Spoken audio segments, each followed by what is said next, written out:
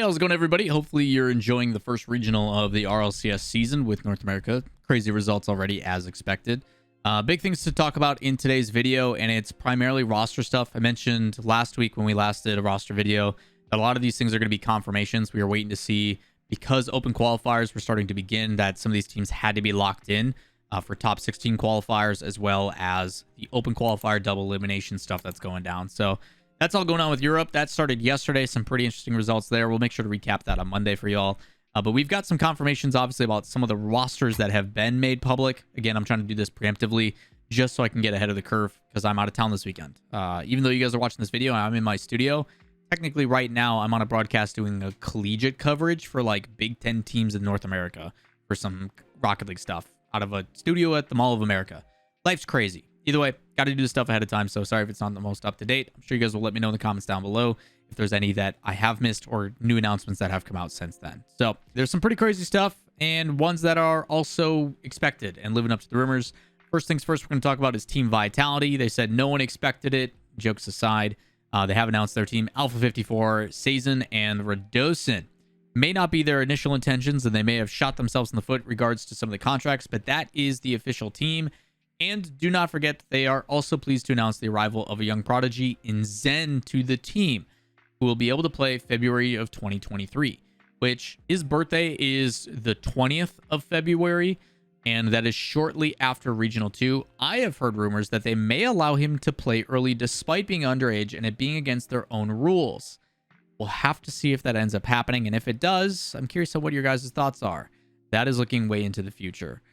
That's not for a whole split away, so we're getting ahead of ourselves. Either way, the Team Vitality situation kind of worries me because you've got three players that are already with the pressure of having to perform with a new team, but then on the backside of that, you also know that one of you is going to get replaced. You do not put this time and effort into a young prodigy and promote and sign without the full intention that that person's going to come in. So there is a very good likelihood, unless this team absolutely destroys and pops off, that someone is getting replaced on this roster. So I already have concerns for the mentality of the team and what that means, and if there's going to be selfishness played because they need to make sure they show up and pop off so they look good as an individual so they get kept up. Like, there's a lot of factors of this that I've got some concerns on. So that's the current state of Vitality. They have officially announced the roster. Good on them.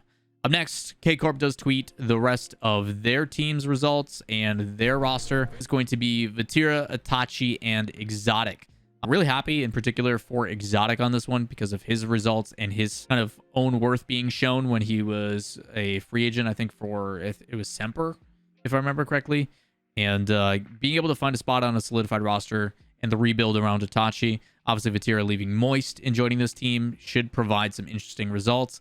I have talked to some of the players in the just scene in particular over in Europe who have been scrimming some of these rosters, and they have stated that all the teams that have made changes, not BDS, not Liquid, but all the like top iterations, Moist, KCorp, Vitality, etc., have, in their words, all looked pretty good or all pretty solid. So by the time this video comes out, we'll have our kind of first look in the Swiss of these teams playing each other, so that should give us a little bit more information, and if it translates outside of scrims.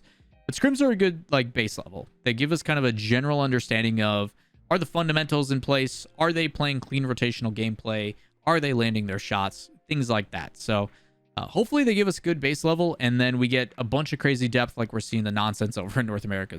North America looks crazy, and I'm super excited to see how the rest of this weekend plays out. So that's where I'm at. Up next, X13 has announced their new team, and the reason why I talk about this roster in particular, even though people may not be, I guess, familiar with them, this was the former Iced Up team that was pretty dang solid. Impo, Voltero, and Zapatos. If you guys don't know Zapatos kind of stole the show in Rizzo's Turf Wars tournament. The reason why I really like this player is because it's something different. Utilizing one of the new mechanics talked by Rocket Science or Halfway Dead, in that sideways wave dash that you can do in pretty much any circumstance. We've seen him score off of that consistently. We've seen him dominate kickoffs because of that as well. And the guy's just fun to watch. Very fluid, a lot of freestyle capability, and using a Sentio. So been running that for 5 years and now having a chance to show some support. So pretty cool curious to see the story and what that happens and what that progresses to be in the future. Now, a bunch of other rosters that we mentioned in a previous video have finally confirmed that they are solidified. So let's kind of run through those. The big one that we've been discussing, kind of waiting for, is Solary, and they do confirm that finally it is going to be Shawzet, Fairy Peak, and KDOP sticking together. This is essentially the old guard of Europe deciding to collaborate and play together for a team. I don't know if this is just kind of like a leftovers and nobody else wants to play with them, or if it is otherwise, but as a fan of Rocket League in general, I am very much so rooting for this team in open qualifiers and seeing how they do. We still haven't gotten the top 16 seeding yet, so I don't know where people are going to lie, but this team just has so much history to it that I'm excited to see on how they play together and what that looks like. Playstyle wise, there is some concerns, but overall, how do you not root for these three? Up next is Endpoint. They do confirm the pickup of Devo, Crispy Dawn, and Simas, so congratulations to them and Endpoint staying in the scene. Endpoint's always been one of my favorite European orgs, just the way that they handle themselves and the way they tackle certain circumstances. So glad to see them sticking around and supporting a new team. We've also got Metzenars, former of Endpoint, alongside Mike Boy, and though with Fruity as coach, officially signed to Soniqs. So not only does Fruity find a new team, but he's joining some long-term veterans, as well as some people that have just been trying to break in. Specifically Mike Boy, who has had some ups and downs, but still a lot of potential. So here's to see how this one plays out. Overall, I know this one's going to be a fan favorite just because of the players that are on it. Up next, we do have Williams Resolve confirming that they are picking up the former 0-0 Nation team. They do it with unique fashion by bringing out Shogun and Stumpy. Makes me want to believe that these two are going to be doing the European broadcast for them this year. We'll have to wait and see for qualifiers as well as their day ones, which isn't for like another 2 weeks or so. Either way, their roster is quintessentially British, is what they joke around as, but it is the former 0-0 Nation team with some changes. They've got Flame and Breezy, and then Noasaki, former of Heroic at one point. So sticking with the same coach and all that kind of stuff, but overall should be interested to see on how this team plays, because I do think they've got some pretty good upswing and some good potential, and we've seen teams really be able to support themselves with Flame built around them. Flame has always been kind of one of those unrecognized players, and I don't know what that's going to do for Noasaki, if that will allow him to progress forward, or if Noasaki is going to have to do kind of the heavy lifting, or what it's going to lead to. And obviously Breezy is plenty talented mechanically as well. Up next for expansion regions, we do have two to talk about. Number one that gets me pretty excited is the MENA region. We do have Geekay officially announcing their roster with Talam, Oppressive, and Twiz. Should be exciting to see how this team plays, as MENA has gone through some interesting things during this offseason. Not necessarily the best due to the ban that happened, but hopefully it's not just Falcons. As much as I like the Falcons team and how much they've been dominant, it's better for the scene as well as their region when they have more teams to compete against. So between them, the F16 boys of previous and all that kind of stuff with KRN, I'm hoping for some pretty competitive MENA games. MENA is arguably probably my second or maybe third favorite region to watch outside of the majors with NA and EU. So excited to see how this team performs. And then for the club team, that obviously we saw a lot of showcases around Lost and their performance at the World Championship, and being one game away, they took Furia all the way to 7 before getting knocked out. Have released KV1 as we knew, and the rumors were it was going to be BEMS that gets signed, and that is now officially confirmed. They do say let's get to business. Welcome BEMS as the newest addition to the club. This has been, I think, from what I've heard, discussed a lot in the past about the potential of releasing KV1 anyway, but then he started to have a pretty significant result, I would say, at the World Championship, and really finding that form, but it felt like the plans were already set in motion, so it was too late. Either way, excited to see BEMS perform. Very talented player, and that and Lost, I fear for some people. So South America's got opportunity for a new number one. Curious to see on who's going to take that spot. Up next, we do have Evil Geniuses announcing their roster officially. It is going to be Tox with the replacement of Rizex. It is Ivan, Catalysm, and Tox now. And shortly after that, they also announced that I'm pretty sure Verge is going to be their coach. So congratulations to EG. Got good support, got a good team, and hopefully some results that will show consistency when it comes to the top. This was a team that, again, had a ton of potential coming in, and they were so close to qualifying to multiple majors, but just barely missed out in the end. So EG trying to show top 5 consistency. That is my expectation for them, to see if they can do so after the roster change. Up next, Gamers First picking up the ARG roster. We are excited to hear about this one. And this announcement video goes hard. Atomic, Park Bay, and Dorito officially going to be under Gamers First, or G1. And a lot of people actually made a post about this, how they take the kind of American football culture style where the collegiate level, so the NCAA, etc. A lot of colleges, what they'll end up doing is they'll show the glitz and the glamour. They invest multiple millions into their training facilities, the workout room. You know, they basically try to, it's not even like a bribe, but it's like a way to encourage and be like, yo, this facilities, this area, this is like the cool place to be. Here's the swag, here's all this and that. And that kind of stuff does go a long way. And if the organization results wise are there or not, as long as the players are treated well, as long as they have an appropriate facility to practice and feel good mentally and physically, and just, again, I think these are the types of things and these are the types of investments that are going to be standard in esports in the future. Like it's not an industry that's going away anytime soon.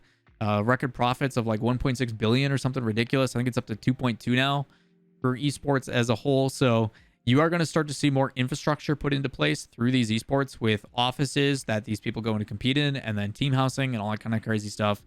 And you're going to start to see them learning more and more from traditional sports and trying to set that precedent and build upon it. It's just, stuff's expensive. So I don't know how they're getting their return on it. I'm curious on what the sponsors and stuff are for Gamers First and what their backing is. But I do know the former founder / owner of Kansas City Pioneers, Renst, is now over there and does make his debut in this video. I think he does a gritty at one point. Either way, G1 trying to make some waves, and they're doing it with a European team. Up next, this one came as a surprise, not due to their results. The results speak for themselves, but Shift has reported, and this one came out today, middle of the day, that after a rough start of the season, XSET has not looked good. They've lost every single game except for a European game, and I think Rapid just lost a show match against Vatira, and he had ping advantage. So that also not going well for Rapid. The only thing is his impressions, even though it is all of KCorp fans hating him.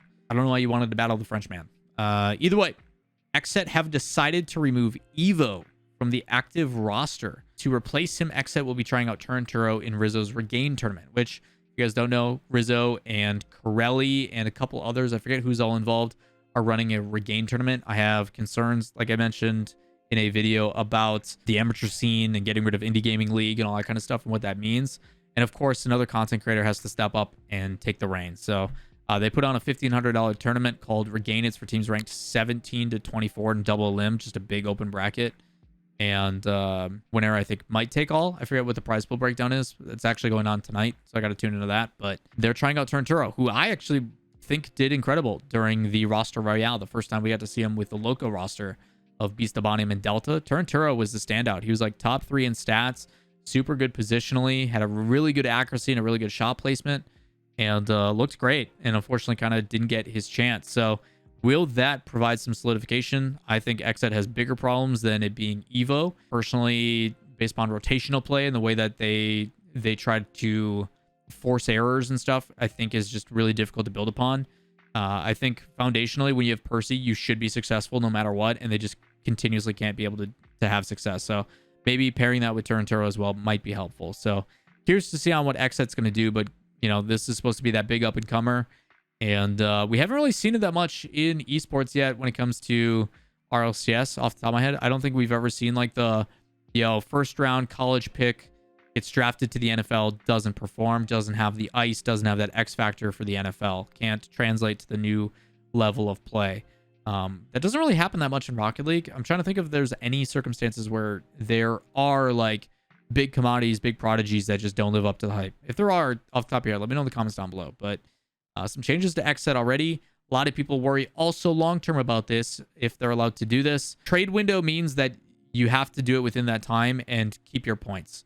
But for a team that doesn't have any points, then yes, they can change at any time. It doesn't matter if they do it or not, because they still got to run through the open qualifiers. So keep that in mind. Jumping ship as well from North America to Europe is Oxygen, and it has been confirmed. We talked about this in our last video, but now we have official confirmation.